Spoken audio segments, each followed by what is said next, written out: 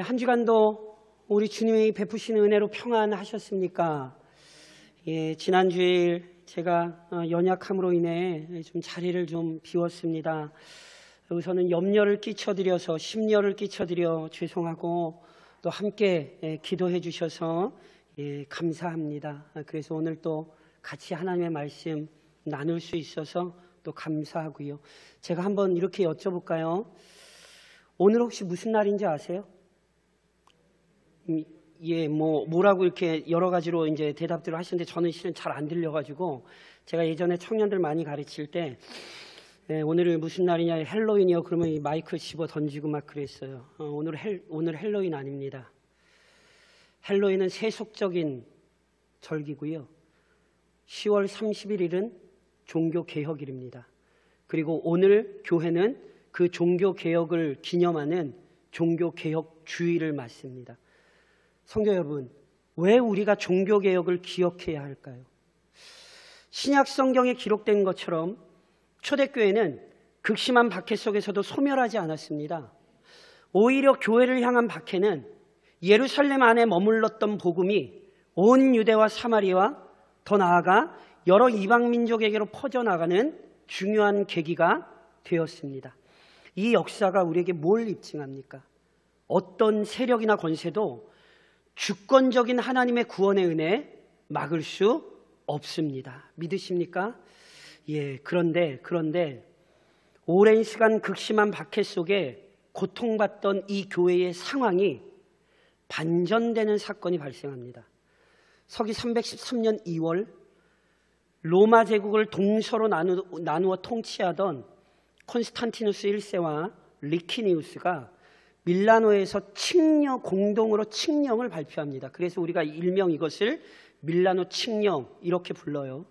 이 칙령은 기독교를 포함하여 모든 사람이 자신이 원하는 종교를 따를 수 있는 자유를 보장했습니다.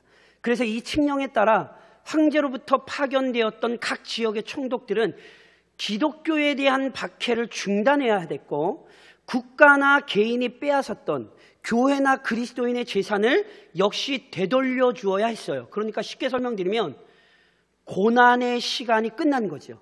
그러니까 이는 분명 하나님께서 그간 고통받던 자신의 교회에 베푸신 놀라운 은혜였습니다. 그러니 교회는 당연히 뭐 해야겠습니까? 감사해야 되죠. 근데 문제가 여기서 생겨요. 교회는 그 선하신 손길에 올곧게 반응하지 못했습니다. 마치 이스라엘이 반복적으로 죄악 가운데 빠졌던 것처럼 똑같은 일을 범했습니다.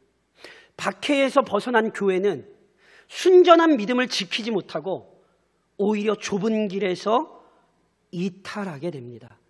그래서 결국 후대 우리가 어두운 천년이라 부르는 어두운 천년, 6세기 말에서 15세기 말을 의미하거든요. 이 어두운 천년이라 부르는 어리석고 부패한 시기가 이어집니다. 이게 바로 중세 시대입니다. 중세의 카톨릭은 진리를 떠나 세속 권력과 결탁하여 부귀영화를 누리는 일에 심취했습니다. 누구보다 신앙적으로 본이 되어야 할 성직자들이 가장 부패한 세력이 되었습니다. 성직을 돈으로 사기도 하고 팔기도 했어요. 그래서 놀랍게도 성직자임에도 성경에 무지했어요.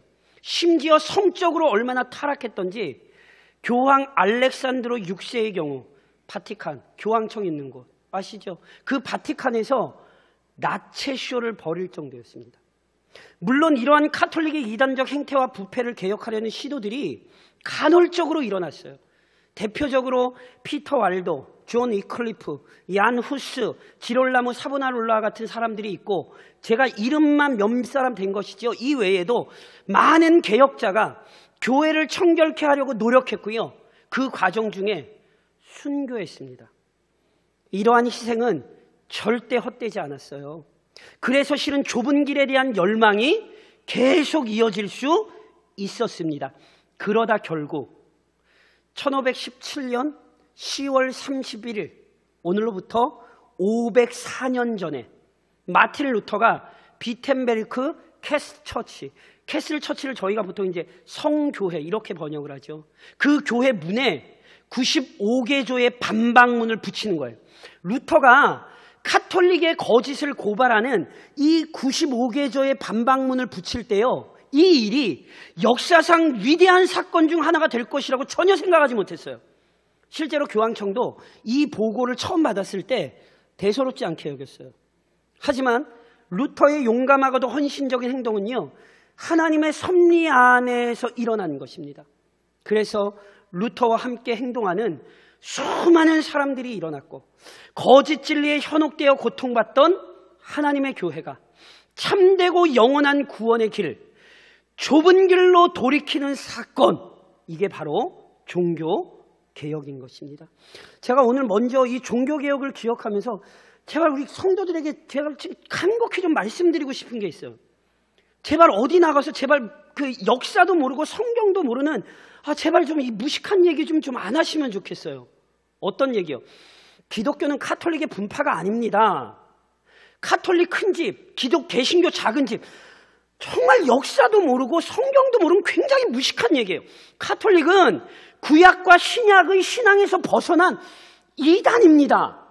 우리 믿음의 선배들 무식한 사람들 아닙니다. 카톨릭과 개신교가 엇비슷하고 비슷한 종교였다면 목숨을 걸고 헌신을 하며 종교개혁을 했겠습니까? 그러니까 카톨릭과 개신교가 같다라고 얘기하는 건 성경도 모르는 거고요, 역사도 모르는 아주 무식한 얘기예요. 그러니까 제발 부탁인데 이런 얘기 하시면 안 돼요. 종교개혁이란 교회가 구약과 신약이 신앙으로 돌이킨 사건이에요. 진리를 재발견한 사건이에요. 그런즉 이 위대한 종교개혁의 신앙을 물려받은 교회, 즉 개혁교회로서, 이 신학을 물려받은 개혁주의 그리스도인으로서 이 종교개혁의 위대한 유산을 존중하고 그 신학과 신학, 즉 개혁신학을 지키고 이어나가셔야 돼요. 그래서 오늘 제가 이 개혁교회의 중요한 내용을 좀 설명드리려 해요. 물론 오늘 다 설명드릴 수 없어요. 코로나 이후 포스트 코로나 가장 교회에게 중요한 게 저는 교회의 정체성을 되찾는 거라 생각을 해요. 그래서 실은 우리는 개혁교회입니다가 내년도 우리 교회 표어입니다. 제가 내년에 시작하면 다시금 더 잘 설명을 드릴 거예요. 그런데 우선 오늘 간략하게나마 아주 중요한 우리의 신학의 핵심을 좀 기억하시고 이해하셔야 돼요. 저를 우선 좀 한번 따라 하시겠어요? 오직 성경. 다시 한번 오직 성경. 이거를 라틴어로는 솔라 스크립투라라 그러죠. 이 표현은 기독교 신앙이란 철저히 성경에 근거한다는 사실을 밝힌 거예요. 뒤집어서 말하면 카톨릭은 성경에 근거하지 않습니다. 대표적으로 예를 들어 드릴까요? 죽고 나면 천국과 지옥이 있죠. 근데 카톨릭에 가면 뭐가 있죠? 연옥이 있죠. 천국도 아니고 지옥도 아니고요, 연옥에서요 자기의 죄값을 달게 다 받잖아요. 그러면 연옥에 있다 천국으로 가요. 성경에 그런 내용이 있습니까? 루터가 붙인 반박문 14항에서 29항까지가 이 연옥교리에 대한 비판이에요. 더 나아가 카톨릭이 그런 얘기를 할 수 있는 이유가 뭔지 아세요? 그들은 성경보다 교회의 권위, 조금 다른 말로 교황의 권위가 성경보다 위에 있어요. 교황 무오설이라는 게 있어요. 교황이 신앙과 도덕에 대해 내린 결단은 절대로 오류가 없이 완전하다는 거예요. 세상에 어떤 인간이 완전한 인간이 있습니까? 그래서 루터가 이 반박문 속에서 5항에서 7항에서는 특별히 교황이라도 죄를 용서하거나 벌을 감해줄 수 있다, 이렇게 가르쳤거든요. 그것이 얼마나 허위인가를 얘기했고, 48항에서 52항까지 교황이 스스로 만들어낸 그의 권세, 임무에 대해 비판해요. 그러니까 이러한 반성경적 행태를 참을 수 없었기에 우리 개혁주의자들은 반기를 들 수밖에 없었던 거예요. 오직 하나님의 말씀만이, 성경만이 참되고 완전한 권위요 진리임을 선포한 것이죠. 이 신앙을 이어받아 대한예수교 장로회 합동측, 우리 장로교단 12신조라는 게 있어요. 그 12신조의 첫 번째 1조가 뭔지 아세요? 저랑 같이 한번 읽겠습니다. 같이 읽습니다. 신구약 성경은 하나님의 말씀이니 신앙과 본분에 대하여 정확무어한 유일의 법칙이다. 아멘이세요? 교회는 인간의 지식이나 사상이 아닌 오직 하나님의 말씀을 따르는 공동체입니다. 그리스도인이 된다는 것은 하나님께서 주신 말씀을 믿고 순종하는 자가 되는 것입니다. 성경이 가르치는 대로 거룩하신 삼위 하나님을 예배하는 것이요, 죄에 물든 인간 자신을 이해하는 것이며 만물과 역사에 대한 시각과 통찰을 소유하는 것입니다. 오직 성경에 근거하여 모든 것을 이해하고 분별하고 판단하고 실천하는 것입니다. 명심하십시오. 성경을 떠나면 하나님도 모르고 죄인된 인간의 현실도 이해할 수 없습니다. 성경을 무시하면 만물의 존재 목적도 역사의 궁극적인 결말도 알지 못합니다. 성경을 부인하면 참된 진리를 외면하는 것이요, 유일한 구원도 거부하는 것입니다. 우리는 이 종교개혁의 신앙을 따라 오직 성경을 완전하고 최종적인 권위로 인정합니다. 이것이 개혁교회입니다. 더 나아가 다시 한번 저를 따라 하시겠어요? 오직 그리스도. 오직 그리스도. 이것을 라틴어로 솔루스 크리스투스라 이렇게 얘기해요.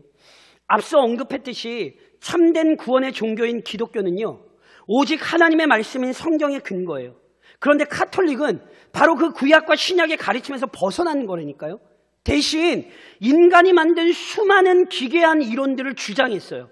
이런 오류와 거짓은 그리스도의 중보직에 대해서도 나타나요. 하나님께서 죄인들을 구원하시기 위해 허락하신 중보자, 오직 예수 그리스도뿐입니다. 믿으십니까? 하지만 카톨릭은 그리스도 외에 다른 중보자, 수많은 성인들을 의지하고 숭배해요. 아니라고요? 대표적인 예 하나 드릴게요. 카톨릭에서 주의 기도를 우리 표현을 하면 주기도문이에요. 그 주기도문 다음으로 가장 많이 하는 기도가 뭔지 아세요? 그걸 성모송이라 그래요. 제가 이제 성모송을 읽어드릴 텐데, 제가 혹시나 해서 말씀드리는데 아멘 하지 마세요. 큰일 나요. 제가 읽어드릴게요. 은총이 가득하신 마리아님, 기뻐하소서. 주님께서 함께 계시니 여인 중에 복되시며 태중의 아들 예수님 또한 복되시나이다. 잘 보세요. 천주의 성모 마리아님, 이제와 저희 죽을 때에 저희 죄인을 위하여 빌어주소서. 보세요. 성경이 어디서 도대체 성모 마리아가 죄인들을 위하여 기도해 준다고 성경이 가르친 적 있어요? 성경이 어디에서 마리아의 이름으로 기도하라 가르쳤어요? 근데 하고 있잖아요. 이러면 됩니까? 안 됩니까? 당연히 안 되죠.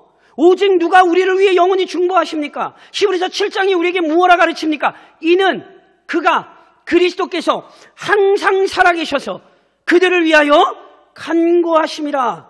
또한 죄인이 누구의 이름을 의지하여 영원하신 하나님, 거룩하신 하나님께 기도할 수 있습니까? 우리 주 예수 그리스도께서 요한복음 16장에서 이렇게 말씀하셨죠. 지금까지는 너희가 내 이름으로, 예수님의 이름으로 아무것도 구하지 아니하였으나 구하라. 그리하면 받으리니 너희 기쁨이 충만하리라. 그리스도만이 우리를 위해 중보하시고요, 그리스도의 이름으로만 우리는 기도할 수 있습니다. 오직 그리스도만이 유일한 중보자요 완전한 구원자이십니다. 그래서 사도행전 4장은 우리에게 무엇라 가르칩니까? 다른 이로서는 구원을 받을 수 없나니 천하 사람 중에 구원을 받을 만한 다른 이름을 우리에게 주신 일이 없음이라 하였더라. 오직 그리스도를 의지하는 자에게 구원이 있습니다. 종교개혁자들은 바로 이 진리를 외친 것이죠. 그리고 여전히 우리는 종교개혁의 신앙을 따라 오직 그리스도만을 유일한 구원자로 섬깁니다. 이것이 개혁교회입니다. 그리고 다시 한번 따라 하시겠어요? 오직 은혜. 뭐요? 오직 은혜. 이것을 솔라 그라티아라 이렇게 얘기하죠. 루터가 반박문을 쓰게 된 주요 이유 중 하나가 로마 카톨릭의 면죄부 판매거든요. 그래서 95개 항목 중에 적어도 33개 이상의 항목에서 이 로마가 팔았던 면죄부에 대해 루터가 반박해요. 당시 카톨릭은요, 바티칸에 성 베드로 대성당 건축하며 재정적 어려움을 겪었거든요. 쓸데없이 크게 건물 지으니 당연히 돈이 부족했겠죠. 이에 그 부족한 재정을 채우려고 면죄부를 판 거예요. 면죄부란 원래는 우리말로는 이렇게 면죄, 죄를 사해준다 이렇게 번역이 됐는데 이게 원래는 원어는 어떤 의미냐면 은혜 또는 관대한 용어의 의미를 가진 라틴어 인툴젠티아에서 나온 말이에요. 그러니까 이게 원래 은혜를 의미해요. 그러니까 보세요. 면죄부를 팔아요? 그리고 그걸 사요? 무슨 얘기인지 아세요? 돈을 주고 은혜를 사는 거예요, 이게. 그래서 면죄부를 사면 죄로 인해 겪어야 하는 형벌이 줄어든다. 말도 안 되는 얘기란 거예요. 심지어는 이 면죄부를 사는 자신만이 아니라 자신의 죽은 자를 위해서도 대신 면죄부를 사줄 수 있다. 이렇게 말도 안 되는 주장을 했어요. 그래서 도미니크 수도의 출신으로 독일 지역 면죄부 판매를 담당했던 존 테첼이라는 사람이 어떤 궤변을 쏟아내냐면, 여기도 아멘 하시면 안 돼요. 큰일 나요. 여러분들은 지금 당신의 부모를 건져낼 수 있습니다. 헌금한 바닥에 동전이 짤랑하고 떨어지는 순간에 연옥에 갇혀있던 영혼은 화살처럼 솟아오릅니다. 말도 안 되는 얘기죠. 연옥에 있던 자가 내가 오늘 면죄부를 돈을 주고 사면 그의 영혼이 천국으로 올라간다는 거예요. 무슨 얘기예요? 참된 구원의 능력인 하나님의 은혜를 대놓고 부인하는 가르침이죠. 다시 한번 말씀드리지만 이 논리에 의하면 구원은 은혜로 얻는 게 아니라 돈으로 사는 거예요. 그랬기에 이 거짓에 반대하며 종교개혁자들은 오직 은혜를 외치는 거예요. 무슨 말입니까? 구원은 오직 은혜로만 얻습니다. 그렇다면 왜 반드시 은혜로만 얻을 수 있는 것이지요? 아담 안에서 모든 인간이 죄인이기 때문입니다. 달리 설명하자면 아담 안에서 모든 인간에게 영원한 심판이 확정되었습니다. 그런즉 누구도 하나님 앞에서 자신의 구원을 요구할 수 없습니다. 이것이 모든 인간의 현실이지요. 그런데 놀랍게도 하나님께서 죄인 중 일부를 구원하기로 작정하신 거예요. 그리고 스스로 구원을 얻을 수 없던 죄인들에게 은혜로 구원을 허락하셨지요. 그래서 로마서 3장에서 바울 선생님 뭐라고 말씀하셨어요? 그리스도 예수 안에 있는 속량으로 말미암아 하나님의 은혜로, 뭐로? 하나님의 은혜로 값없이 의롭다 하심을 얻은 자 되었느니라. 우리는 우리의 자격이나 조건이 아닌 오직 하나님의 은혜로 구원을 얻었습니다. 그래서 우리는 여전히 종교개혁의 신앙을 따라 그 은혜를 즐거이 찬양하며 송축하지요. 우리의 자격과 조건이 아닌 하나님의 은혜를 기뻐합니다. 이것이 개혁교회입니다. 더 나아가 다시 한번 따라 하시겠어요? 오직 믿음. 뭐라고요? 오직 믿음. 이걸 솔라 피데 이렇게 얘기를 하죠. 1962년 요한 23세에 의해 제2차 바티칸 공의회가 열립니다. 캐톨릭 교회 회의라고 생각하시면 돼요. 공의회는. 이 공의회에서 선포한 교회에 관한 교의 헌장 제2장 16항 중에 이런 내용이 있어요. 아멘 하시면 안 돼요. 이런 데다. 자기 탓 없이 그리스도의 복음과 그의 교회를 모르지만 신실한 마음으로 하나님을 찾고 양심의 명령을 통하여 알게 된 하나님의 뜻을 은총의 영향 아래 실천하려고 노력하는 사람은 구원을 얻을 수 있다. 이게 지금 무슨 말인지 이해하시겠어요? 제가 쉽게 이 말씀을 풀어드릴까요? 예전에 몇 년 전에 돌 김용옥 교수 강의에 고 김수환 추기경이 나왔어요.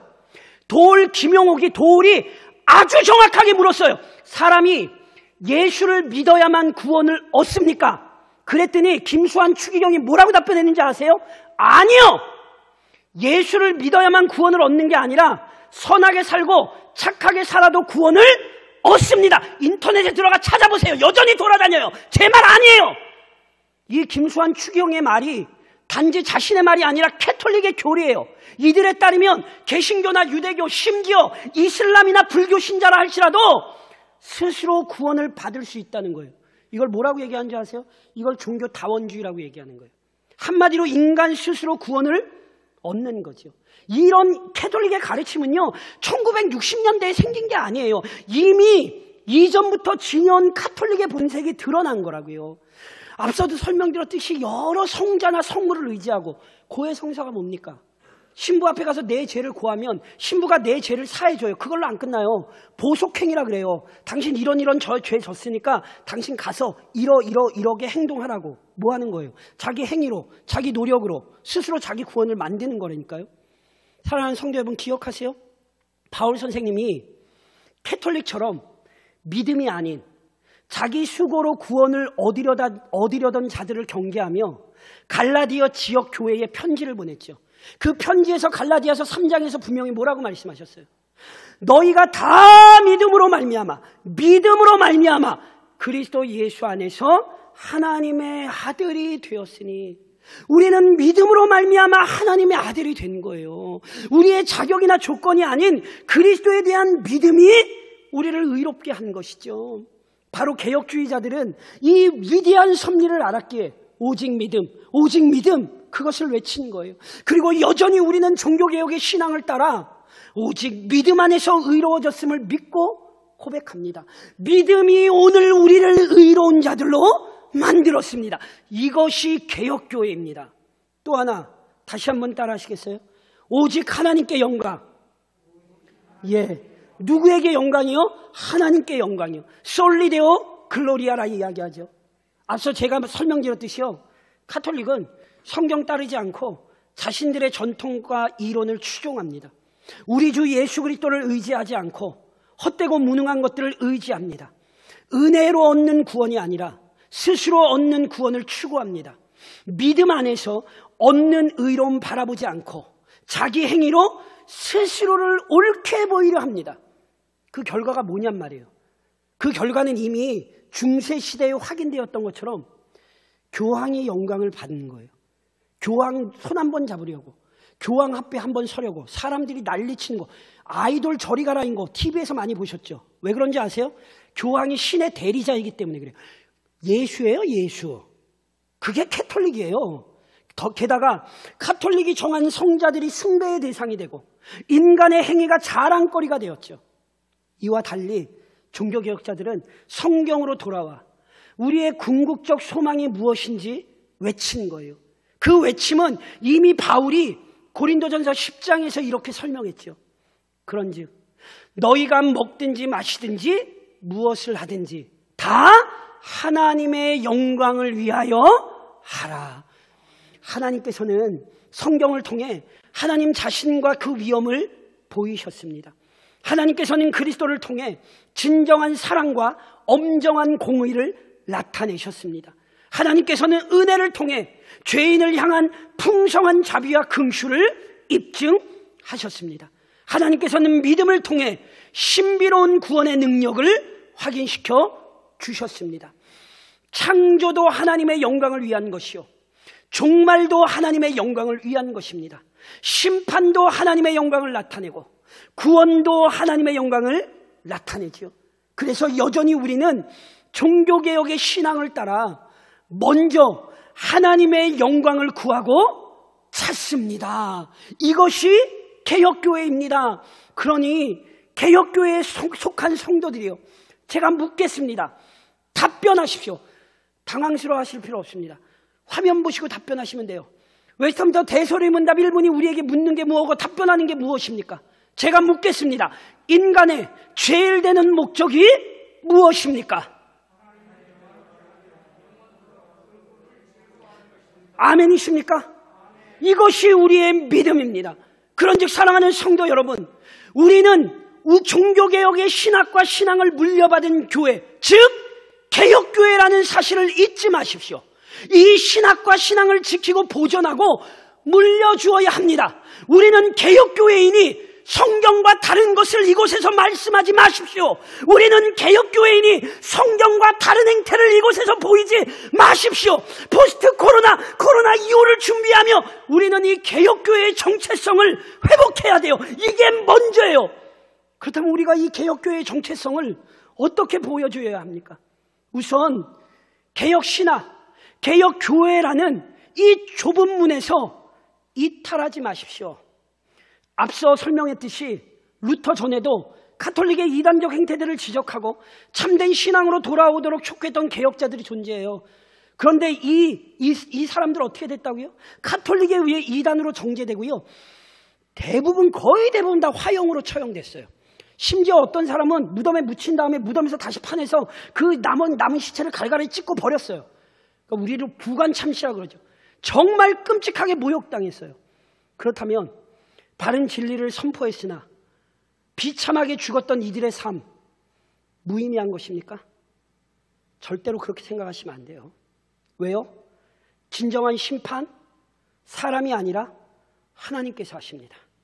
캐톨릭이 개혁자들의 몸은 불로 태워 죽였을지 모르지만 하나님의 은혜의 역사 구원의 섭리는 막지 못했어요. 오늘도 역시 마찬가지예요. 물론 지금도 좁은 길을 걷는 데는 어려움이 따라요.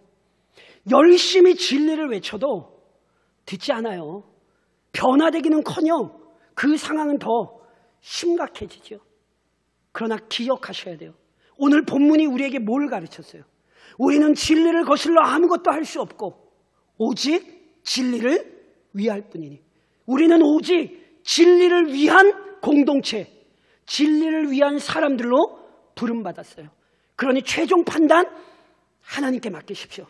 오직 이 개혁신학, 개혁교회라고 하는 좁은 길에서 이탈하지 말고 마지막까지 인내하며 사명 감당하십시오. 더 나아가 교회 안에 진리에 대한 올바른 이해가 일어나기를 구하십시오. 보세요. 종교개혁은요, 이전에 없던 새로운 진리를 찾아낸 게 아니에요. 이미 성경은 존재했습니다. 하지만 교회는 성경에 집중하지 않았고 당연히 성경에서 멀어졌습니다. 그런데 하나님께서 알지 못했던 진리를 열어주셨고 그 진리의 오묘함을 경험하게 하셨죠. 그러자 그 죄인 안에 몇 사람 안에 우선 변화가 일어난 거예요. 그리고 그 몇 사람의 변화가 죽었던 교회를 되살려냈다는 사실을 절대 잊으시면 안 돼요. 오늘도 그래서 우리에게 이 은혜가 필요한 거죠. 왜요? 그때처럼 지금 우리 곁에 실은 진리가 있거든요. 인터넷에 들어가 보세요. 개혁주의적인 설교 얼마나 많이 들을 수 있는 줄 아십니까? 그런데 진리에 집중하지 못하고 자꾸 다른 것에 마음을 빼앗기기 일쑤이죠. 개혁주의 설교들 듣기 힘들고 어렵고 마음이 캥기거든요. 그러니 그런 설교는 안 들어요. 그리고는 복 받아라, 돈 받아라, 다 병나라, 잘 먹고 잘 살아라. 기복신앙에 우리의 마음이 쓸리죠. 잊지 마십시오. 진리에서 멀어질 때 우리의 삶은 무력해지고 좁은 길에서 이탈하게 됩니다. 그런즉 하나님께 은혜를 구하시되 진리에 대한 각성이 일어나기를 구하십시오. 시편 119편이 우리에게 무엇을 가르칩니까? 주의 손이 나를 만들고 세우셨사오니 내가 깨달아 주의 계명들을 배우게 하소서. 하나님, 우리 교회가 이 주의 계명들을 깨달아 배우게 하옵소서. 교회 안에 이 진리에 대한 새로운 각성이 일어나기를 구하십시오. 이것이 개혁교회입니다. 마지막으로 하나님께로 돌이키십시오. 앞서 설명드렸잖아요. 종교개혁이란 구약과 신약의 신앙을 회복한 거예요. 다시 말하면 하나님께로 돌이킨 것입니다. 그분께로 더 가까이 다가선 것입니다. 오늘 이 시대에 이 일이 필요합니다. 위드 코로나 전환으로 기대가 크지요. 일상을 되찾고 경제가 회복되기를 바라지요. 오해하지 마세요. 일상 회복되고 일상 되찾고 경제가 회복되는 것, 이런 기대 소망 제가 잘못됐다라고 말씀드리는 거 아니에요. 그런데 오히려 참으로 개혁교회로서 놓치지 말아야 될 더 중요한 사실이 있어요. 성경적 관점에서 보면 코로나19는 교회를 성장시키기 위한 연단이요 훈련입니다. 동시에 이 땅의 부패함과 죄악에 대한 공의로운 하나님의 징벌이기도 합니다. 그러니 보세요. 이것이 연단이든 징벌이든 그 결과가 무엇이어야 됩니까? 참된 신앙으로 회복되어야 합니다. 이전의 모든 죄악은 버리고 하나님을 이전보다 더 신실하게 섬기는 계기가 되어야 돼요. 이게 포스트 코로나여야 되는 것이고 이게 위드 코로나여야 되는 거예요. 그런데 영적 회복, 영적 돌이킴이 없는 코로나 이후라면 2년 가까이의 지난 시간의 고생, 진짜 말 그대로 고생만 한 게 된 것이고 비참한 시간만 보낸 게 된 거라니까요. 그런즉 이 시간 자신의 영혼을 향하여 물으십시오. 사랑하는 성도 여러분, 지금 하나님과 화목하십니까? 지금 하나님과 더 가까운 상태가 되셨냔 말이에요. 이 코로나19라는 고통 속에 오늘 우리의 믿음이 성장하셨습니까? 아니면 혹시 코로나를 핑계로 하나님에게서 멀어진 것 아닙니까? 이사야 55장은 우리에게 이렇게 가르칩니다. 악인은 그의 길을, 불의한 자는 그의 생각을 버리고 여호와께로 돌아오라. 그리하면 그가 긍휼히 여기시리라. 우리 하나님께로 돌아오라. 그가 너그럽게 용서하시리라. 우리는 개역교회입니다. 개역교회는 하나님께로 돌이키는 교회입니다. 그러니 하나님께로 돌이키십시오. 개역교회는 하나님을 더 가까이 하는 교회입니다. 그러니 하나님을 더 가까이 하십시오. 오늘 이 종교개혁일을 맞아 그리고 위드 코로나, 포스트 코로나를 준비하며 맞습니다. 우리는 개역교회입니다. 이 신앙과 신학의 전통을 바르게 이어나가는 믿음의 교회, 믿음의 성도 되시기를 교회의 머리신 우리 주님의 이름으로 권면드립니다.